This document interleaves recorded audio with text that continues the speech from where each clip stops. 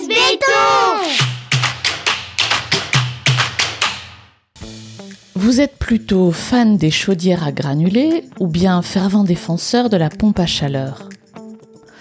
Dans ce 3e épisode de notre série consacrée à la rénovation énergétique, produite en partenariat avec EFI, nous parlons chauffage.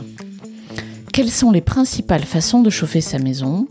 Quelle est la plus appropriée quand on vit à la campagne et que l'on veut préserver son confort en toute saison, réduire sa facture énergétique et limiter son impact sur l'environnement? Pour répondre à ces questions, j'ai interrogé Rodolphe, expert chauffage chez EFI, et suis allée à la rencontre de Loïc, qui a bien voulu m'accueillir chez lui à Sainte-Menou dans la Marne, pour me parler de son expérience de l'installation d'une pompe à chaleur avec EFI. Je suis Amélie Dague, bienvenue dans Laisse béton et bonne écoute.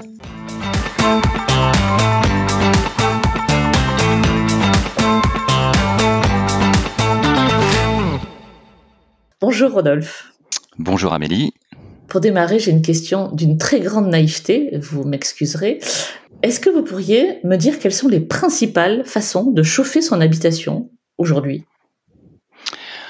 Je veux dire qu'il y a 2 grandes catégories. La première, c'est lorsque nous disposons d'un réseau de chauffage central, c'est-à-dire un système qui va avoir une unité qui va produire des calories, en général en chauffant de l'eau, et puis un système qui va permettre de diffuser ces calories, donc ça peut être des radiateurs.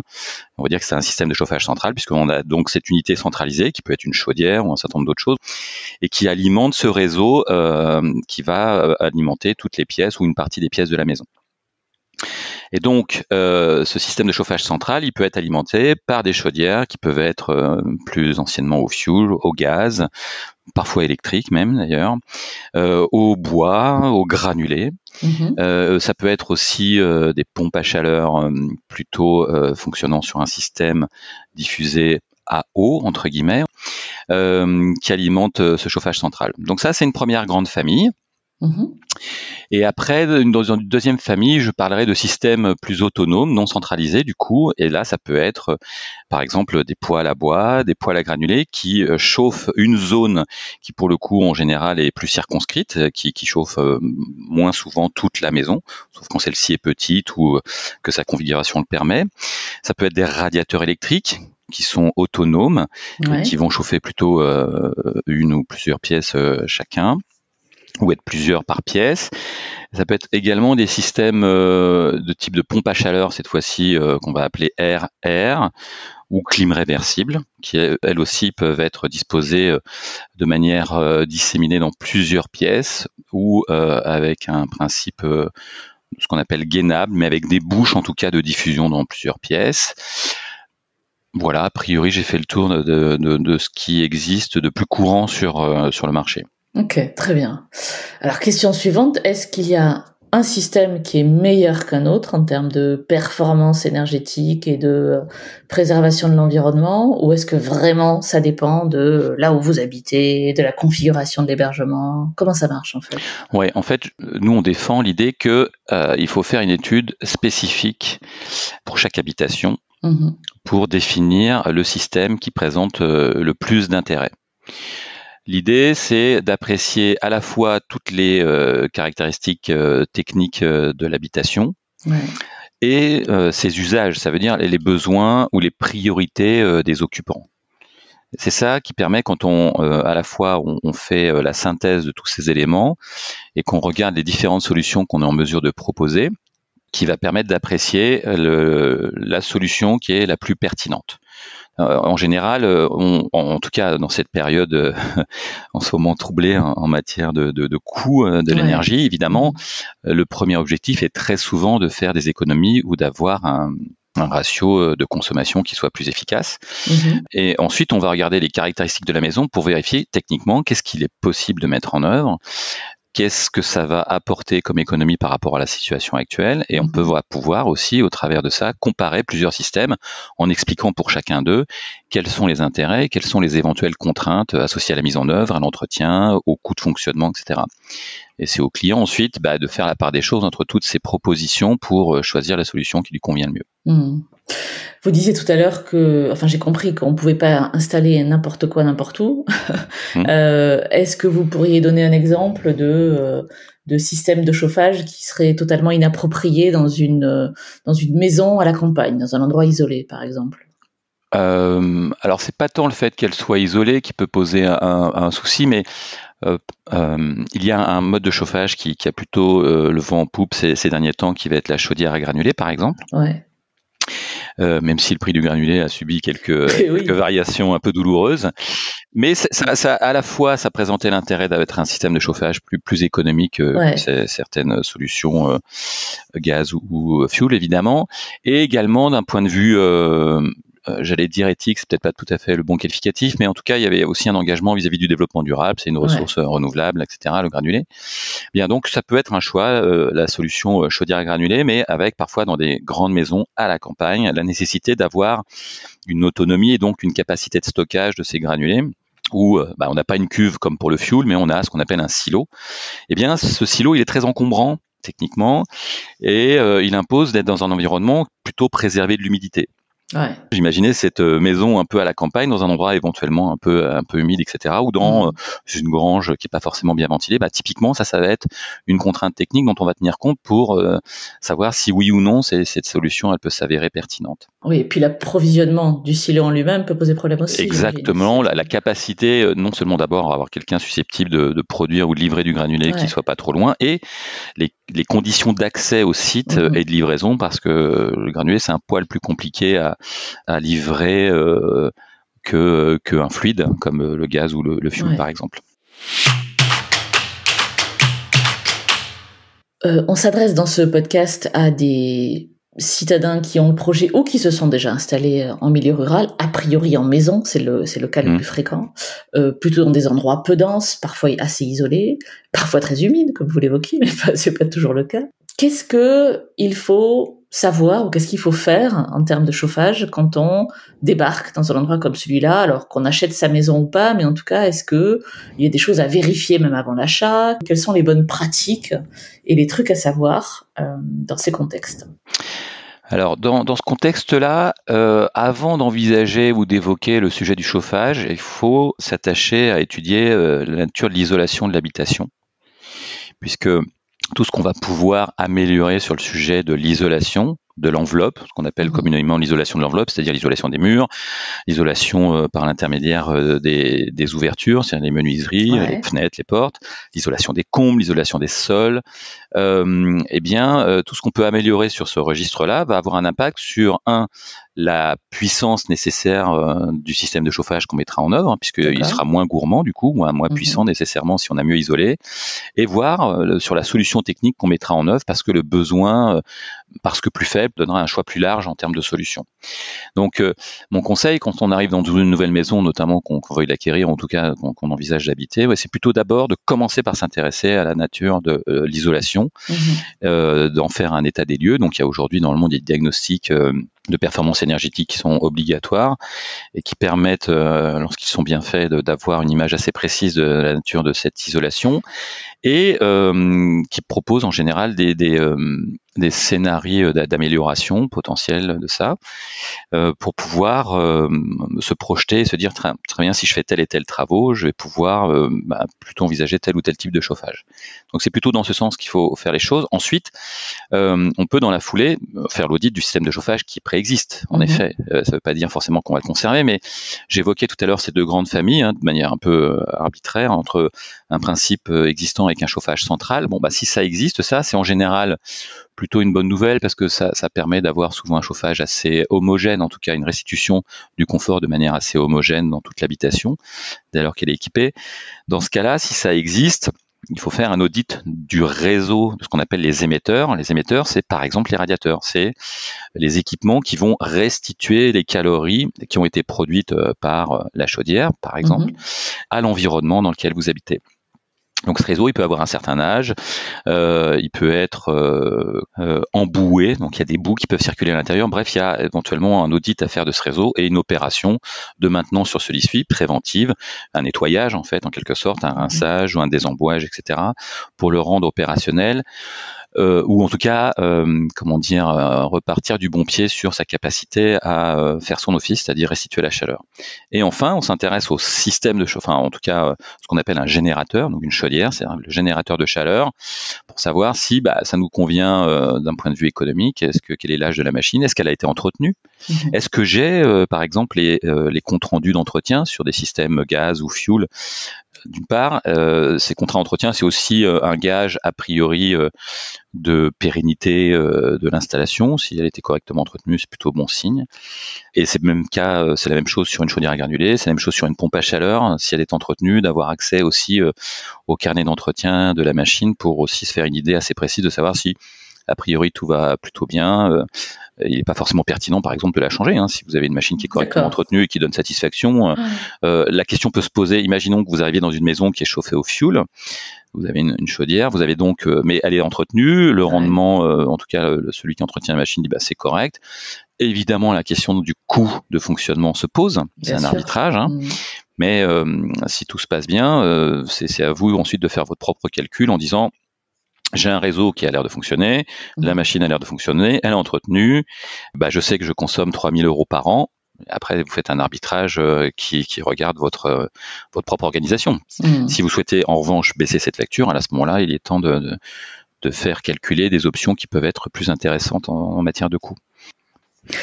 Vous avez commencé à parler des aides financières. Si on parle du chauffage seul, il y a des aides financières qui ne s'appliqueraient que dans ce contexte-là, si on s'attaque qu'à cette partie-là.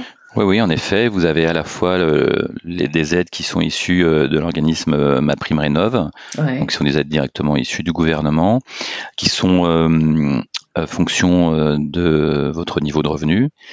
Et vous avez aussi des aides qu'on appelle des certificats d'économie d'énergie que porte également EFI, et que EFI, dans le cadre des offres Sérénité chez nous, on avance, tout comme d'ailleurs les aides de MaPrimeRénov', qu'on avance pour le compte du particulier.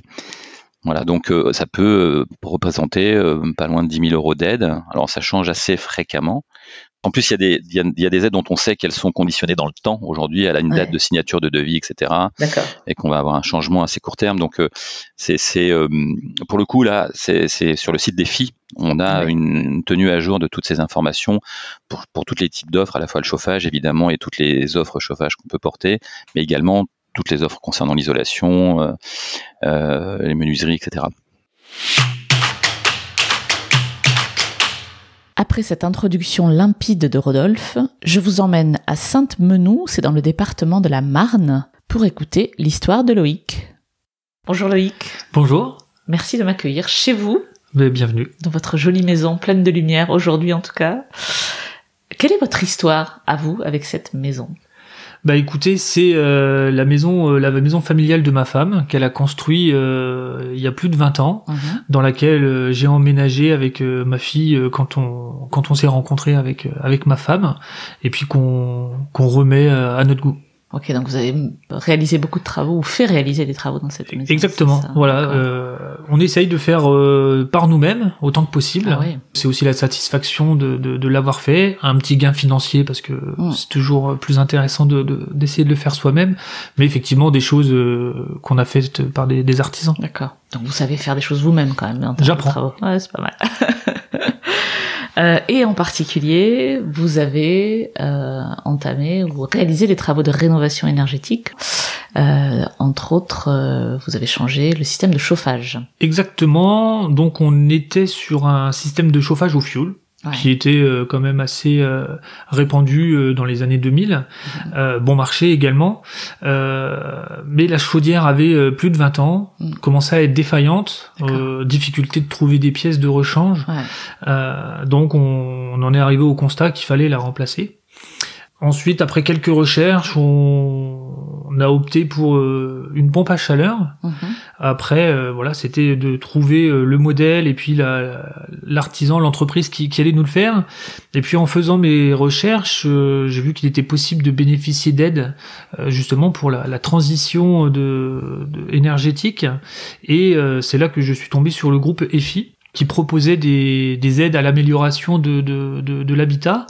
Et l'avantage, donc après des recherches, l'avantage que j'ai trouvé, c'est que c'est un groupe qui propose des prestations complètes et qui assiste aussi le client au niveau administratif. D'accord.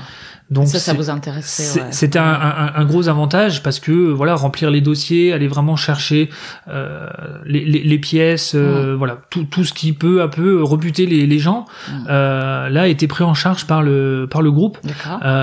Donc voilà, il suffisait juste d'être assidu et puis de renvoyer les documents comme ils étaient demandés. Mais voilà, par exemple pour la pompe à chaleur, le dossier avec l'ANA, donc puisque j'ai bénéficié aussi d'une subvention de l'ANA, donc l'aide nationale à l'amélioration de l'habitat, c'est EFI qui s'est complètement chargé de faire le dossier pour moi. C'était quand ça, vous vous souvenez ? C'était en 2020. Ouais, donc vous avez déjà un petit peu d'expérience de vie avec une pompe à chaleur. Tout à fait. Vous vous souvenez comment vous êtes arrivé au choix de la pompe à chaleur ? On avait déjà, nous, une installation de chauffage central qu'on souhaitait conserver pour le confort que ça peut apporter. Et après, bon, il n'y avait pas excessivement d'autres offres ou de repasser à tout électrique, mais voilà. Et puis, du coup, sur le site de EFI, eux proposaient déjà des offres de pompes à chaleur, justement en remplacement de chaudières au fioul. Et donc, l'avantage, c'est qu'à l'époque, il était aussi possible, en fonction des revenus, de profiter et de bénéficier d'une prestation à 1 € de reste à charge pour le client. Donc ça finit de vous convaincre. C'était pas l'élément premier. Mais voilà, effectivement, c'est un mode de chauffage qui nous convenait. Et en plus, si on pouvait effectivement bénéficier du reste à charge à 1 €, voilà, c'était un réel gain pour la famille. Bien sûr, ça fait réfléchir. Exactement. Donc vous prenez contact avec EFI, ils prennent en charge la partie administrative. C'est ça. Donc le contact s'est fait en ligne, hein, c'est ça ? Tout à fait. J'ai rempli un formulaire qui me demandait quelques renseignements sur notre habitation, des renseignements voilà d'ordre personnel et coordonnées et ainsi de suite. Et puis après c'est eux qui reprennent contact avec les demandeurs pour justement refaire un petit point avec un conseiller par téléphone pour s'assurer qu'effectivement on est dans le cadre possible de la prestation. Et ensuite la démarche est lancée, un technicien vient sur place faire une visite technique pour valider la faisabilité du chantier. Et ensuite, voilà, ça suit son cours. Le rendez-vous pour la pause s'ensuit et la pause intervient. Et le poseur, c'est un artisan du coin, c'est quelqu'un que vous connaissiez ? Alors ça, c'est, on va dire un petit peu le facteur chance, on va dire, c'est EFI qui envoie un de leurs artisans, donc avec qui ils sont en partenariat. Donc c'est eux qui sélectionnent leurs artisans. Donc c'est pas forcément des gens locaux de ma ville. Là en l'occurrence c'était d'un département d'à côté, puisque pour la prestation c'était le seul dans le périmètre où j'habite qui avait signé un partenariat avec EFI. Donc voilà, c'est lui qui a été choisi pour faire la prestation. D'accord. Et donc il s'est chargé d'enlever l'ancienne chaudière. Ils font tout, c'est ça ? Exactement. Donc il est venu, il a mesuré les pièces, remesuré, voilà, fait son travail technique. Et ensuite il nous a donné une date. Enfin, on a convenu d'une date d'intervention, le temps qu'il ait le matériel et puis que son planning le permette, puisque effectivement à l'époque il avait quand même beaucoup de chantiers justement en lien avec EFI pour l'installation de pompes à chaleur. Et ensuite il est venu et ça a duré en tout et pour tout 1 journée et demie. D'accord. Donc effectivement, le retrait de l'ancienne. Exactement. Donc ils ont démonté l'ancienne chaudière et puis ils ont commencé à installer tous les appareillages intérieurs et extérieurs de la pompe à chaleur. C'est un gros appareillage, c'est différent d'une chaudière au fioul en termes d'équipement. Oui, alors en fait, il y a deux unités, une unité extérieure et une unité intérieure dans lequel on retrouve le ballon d'eau chaude, puisque mon eau chaude sanitaire est aussi faite par la pompe à chaleur, puisqu'elle était également avec la chaudière au fioul auparavant. Et donc, en fait, c'est les circulateurs en intérieur et l'échangeur qui capte les calories de l'air extérieur et qui chauffe un fluide pour chauffer mon eau de chauffage central. Et donc ça, c'est une unité en extérieur. Alors, la question qui fâche peut-être, mais nous sommes dans la Marne, qui est pas connue pour ses hivers doux. Il y a vraiment des calories à les récupérer en plein mois de novembre. Ça peut paraître étonnant, mais effectivement, oui. Donc j'habite dans la Marne, en région Grand Est, aux frontières de la Lorraine, près des Vosges. Voilà. Effectivement, c'est pas réputé pour être super ensoleillé, mais même au mois de décembre, au plus profond de l'hiver, la pompe à chaleur arrive à capter les calories de l'air pour chauffer mon eau.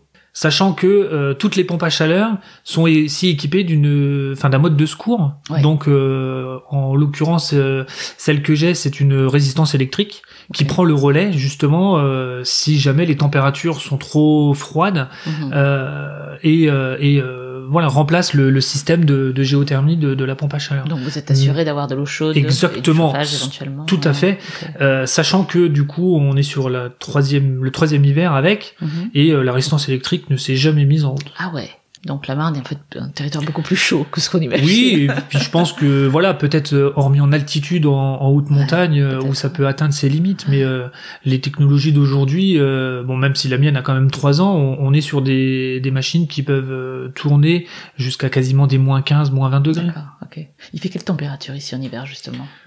Sur vraiment des gros pics hivernales, on peut y descendre à moins 10, moins 15. Mais après faut aussi voir où se trouve le groupe.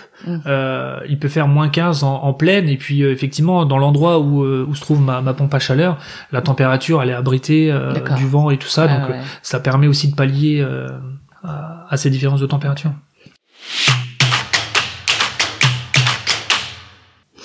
Alors, si on revient à EFI, donc entre le moment où vous avez pris contact avec eux, donc vous les avez découverts sur Internet, j'imagine. C'est ça, tout à fait. Ça, hein. Entre ce premier contact et la pause, il s'est passé quoi, plusieurs mois, c'est ça pour la pompe à chaleur, oui, quelques mois, parce que alors le premier contact après mon inscription s'est fait quand même assez rapidement. D'accord. La visite technique. Alors j'ai plus trop les dates en tête parce que ça commence à remonter, mais c'est dans l'ordre de 2 mois, 2-3 mois peut-être. Okay. Et puis après, en gros, c'est juste le calendrier de l'artisan qui fait que en fonction de la charge de travail et des équipes qu'il a, est plus ou moins disponible pour le faire, quoi. Et là, vous avez dû attendre longtemps, vous vous souvenez? Non, je pense que en moins de 6 mois, c'était fait parce que la pause a eu lieu en août. Et le dossier avait été fait en début d'année, fin d'année d'avant, début de l'année, donc et maximum ça a mis 6-8 mois, quoi. D'accord. Et à partir du moment où elle est installée, elle commence à fonctionner. Elle fonctionne. Donc le technicien l'entreprise qui est venue avec les techniciens qui étaient présents ont fait la mise en service. D'accord. Et on est au mois d'août, donc on n'a pas mis le chauffage en route. Rassurez-moi.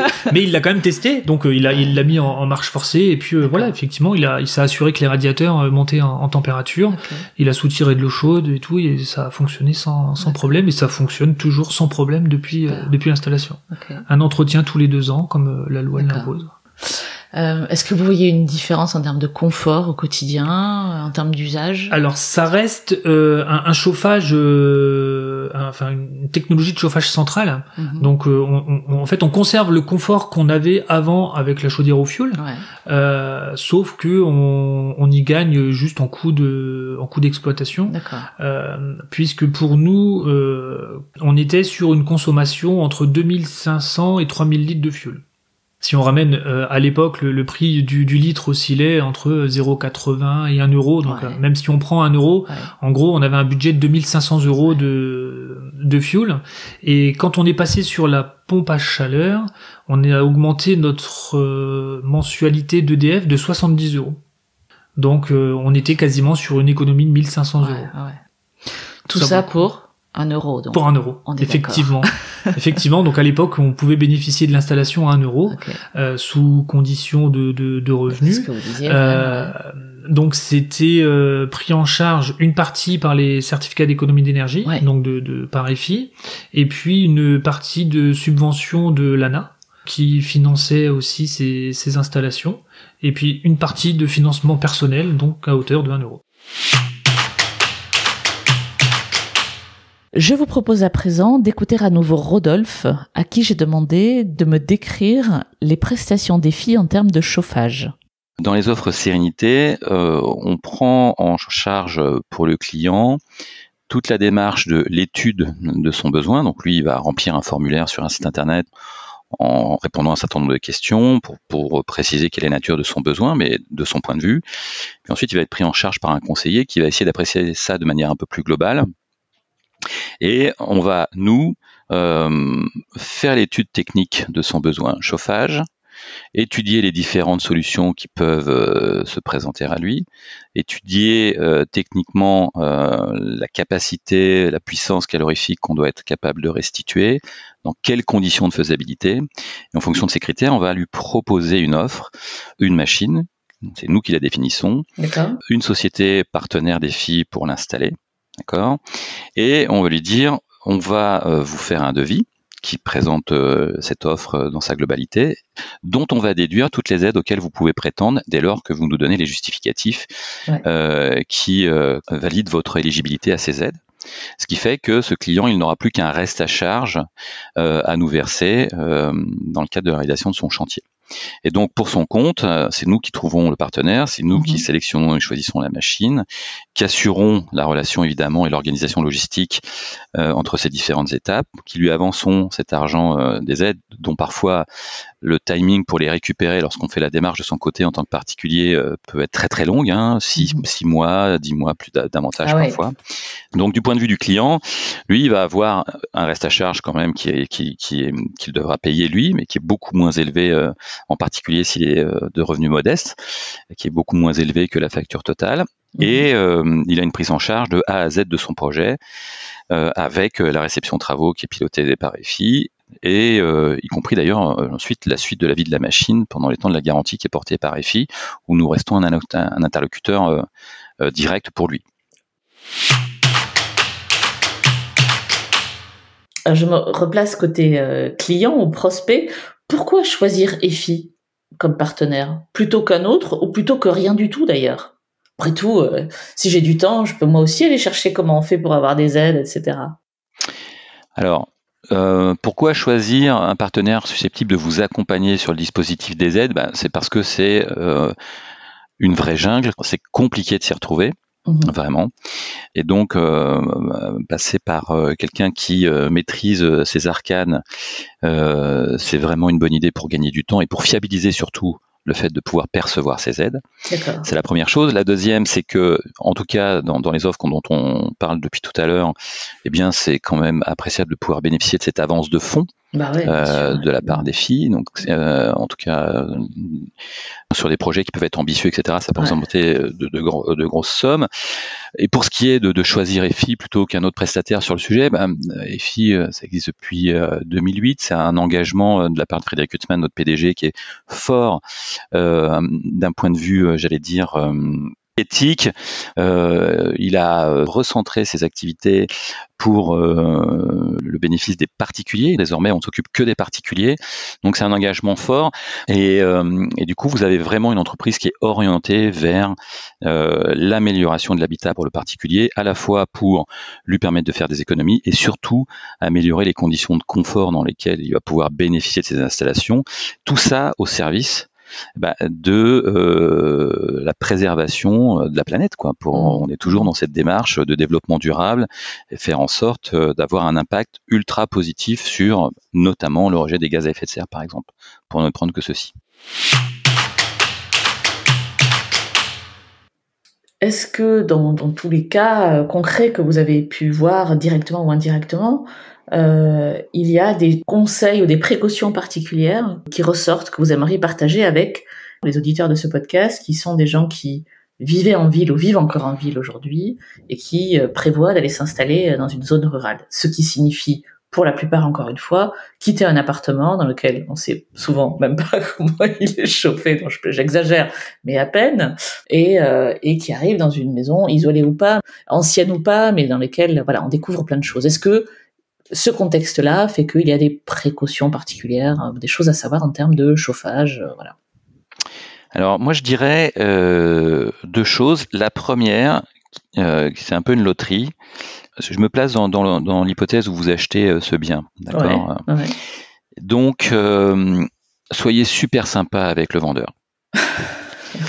Parce que il est probablement une source d'information précieuse sur, j'allais dire, comment fonctionne la maison. Ça concerne pas uniquement le chauffage, ça concerne le petit truc bizarre qui fait que tel robinet ne fonctionne que si vous lui parlez en espagnol ou ce volet ne couine pas. Enfin bref.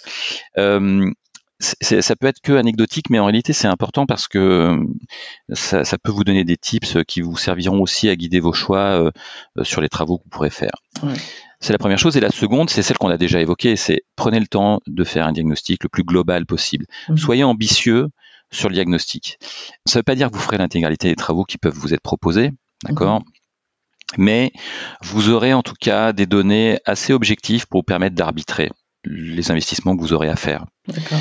Vous faites intervenir une société qui fait un audit énergétique global et qui va proposer différents scénarios qui impliquent chacun d'entre eux plusieurs types de travaux et qui vont être capables pour chacun d'entre eux de simuler quelle va être l'amélioration de la situation, l'économie engendrée, ou en tout cas la facture future en face d'un budget d'investissement. Ce qui vous permet, vous, de vous dire, tiens, j'ai un retour sur investissement à tel horizon, et où je gagne aussi tel et tel avantage sur le plan du confort, de l'usage de telle pièce qui n'était pas d'ailleurs prévue auparavant, etc.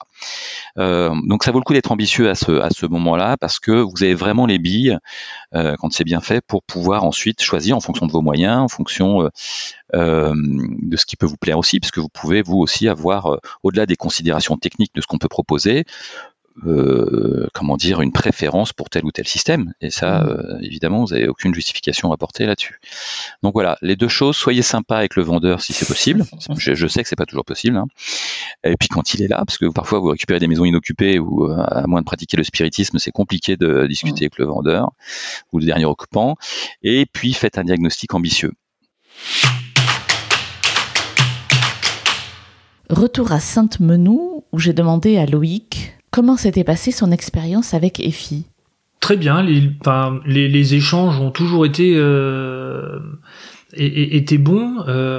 J'ai fait plusieurs dossiers avec EFI puisqu'il s'occupait aussi des isolations et c'est quand même un prérequis aussi avant de vouloir changer son mode de chauffage, d'être sûr d'avoir une maison qui est bien isolée. Okay. Donc ça c'est des dossiers qu'on avait montés avant pour être sûr que l'installation soit optimum pour notre maison. Donc de tout ce que j'ai pu avoir à faire avec EFI, ça s'est toujours très bien passé. Les contacts, Après, faut aussi faire son travail personnel. C'est pas parce qu'on confie une chose, qu'on fait une demande à une société que tout tombe tout cuit. Mais à partir du moment où on nous demande des documents, qu'on les renvoie dans les délais avec les éléments qui vont bien. Moi, j'ai jamais eu d'impair, que ce soit sur les financements, les CE, les prises en charge, les documents administratifs, bref. Tout s'est vraiment toujours très bien passé. Comment vous décririez le contact avec EFI ou la relation que vous avez eue avec eux ? Professionnel et puis agréable. Ils ont toujours su répondre à mes questions quand j'en avais.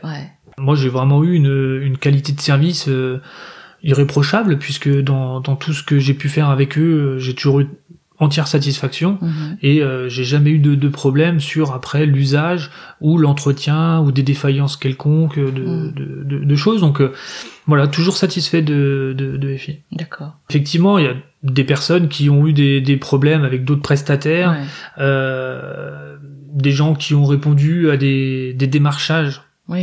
Téléphoniques ou des démarchages au porte-à-porte et qui malheureusement se sont fait arnaquer alors que en fait EFI eux ne font pas de démarchage.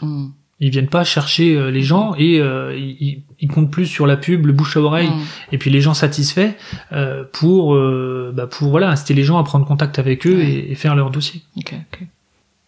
Vous aviez des craintes particulières, vous, avant d'installer votre pompe à chaleur ? Est-ce que vous aviez des choses qui vous rebutaient ? Les craintes, oui, c'était de savoir si effectivement, comme vous me le demandiez, dans notre département, ça allait vraiment maintenir un mode de chauffage convenable à 100%. Alors bon, on a la particularité aussi nous d'être chauffé au bois puisqu'on a un insert un insert bois, donc même si jamais on avait une petite défaillance, on savait qu'on avait quand même le poêle à bois qui pouvait prendre notre lève. Mais voilà, les petites craintes, c'était ça, c'était de pas choisir son artisan.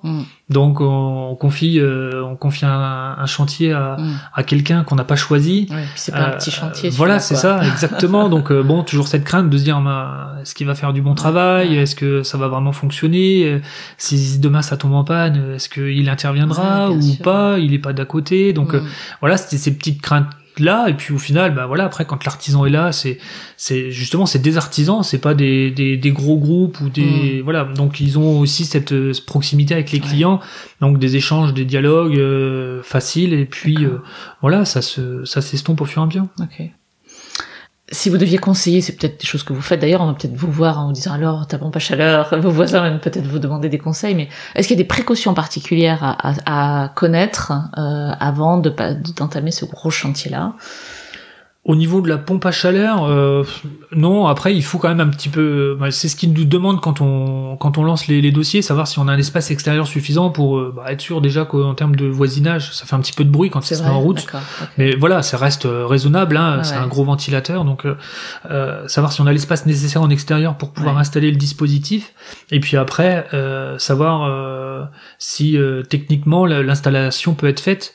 Pour installer le groupe, donc moi j'ai un groupe avec ballon d'eau chaude intégré, donc il faut que la place de l'ancienne chaudière soit compatible avec la place du groupe en intérieur, mais généralement ils arrivent à trouver des solutions qui répondent aux besoins des clients. Alors après ils ont vraiment fait un travail de raccordement hydraulique sur le réseau de chauffage, sur le réseau d'eau et puis sur le réseau électrique qui fonctionne très très bien. D'accord, ok.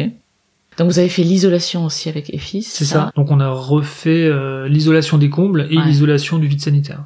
Et même principe, ils prennent en charge l'aspect administratif, tout à fait. Les éventuelles aides, là il y a dû y en avoir peut-être aussi. Tout à fait, c'est aussi des prestations qui nous sont revenues à 1 euro. Donc on a fait, en gros, pour les 3 prestations, donc les 2 isolations et la pompe à chaleur, on était quasiment sur un budget global de 27 000 euros, qui nous est revenu à 3 euros. Ouais, c'est assez imbattable quand même.